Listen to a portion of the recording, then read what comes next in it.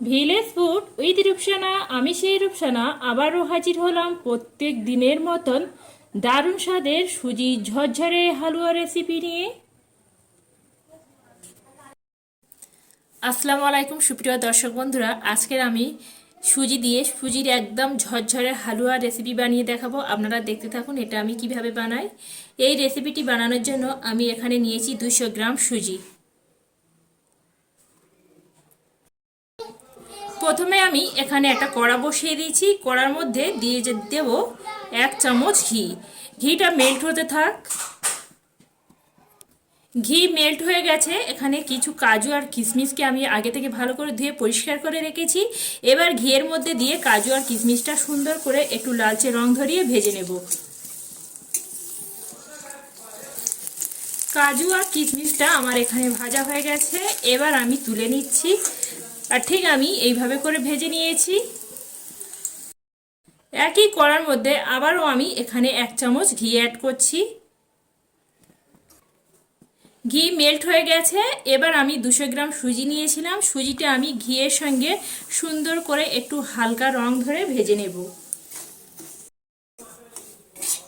সুজিটা আমি এখানে হালকা একটু লালচে রং ধরে নিয়েছি আর আমি এইভাবে করে ভেজে নিয়েছি।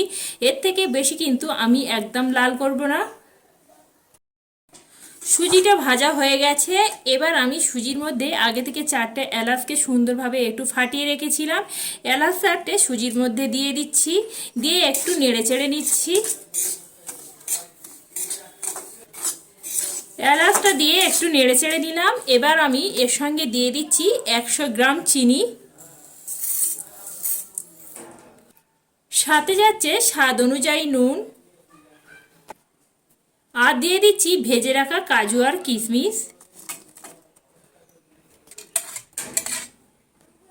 দিয়ে দিচ্ছি আরো 2 চামচ ঘি।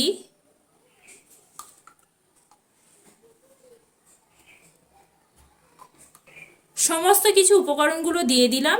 এবার আমি এইভাবে নাড়তে চাড়তে থাকবো। মিনিট 3 সময় নিয়ে আমি সুজিটা সমস্ত কিছু উপকরণের সঙ্গে এইভাবে নেড়ে চেড়ে আরো ভেজে নিচ্ছি মিনিট 3 সময় নিয়ে।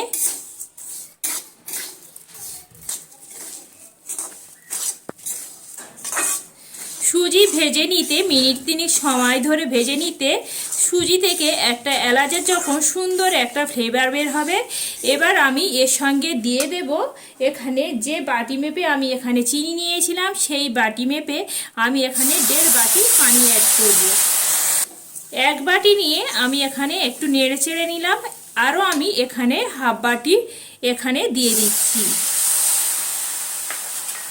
দিয়ে পানিটা দিয়ে আরো সুন্দর করে এইভাবে এবার নাড়তে চাড়তে থাকবো। নাড়তে নাড়তে যখন দেখবো সুজিটা আস্তে আস্তে শুকিয়ে যাবে আর এদিকে সুজিগুলো সুন্দরভাবে আমার এখানে সেদ্ধ হয়ে যাবে।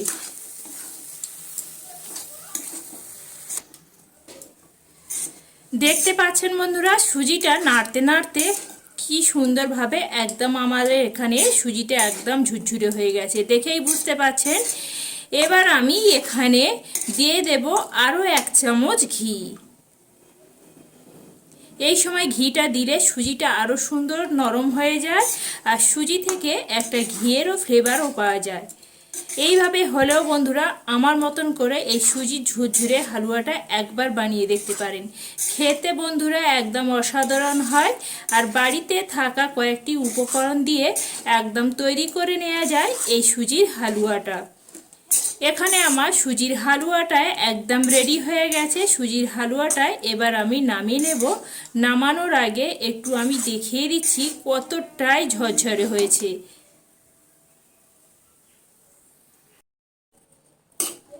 বন্ধুরা একটু চামচ করে আমি তুলেও দেখাচ্ছি কতটাই ঝরঝরে হয়েছে।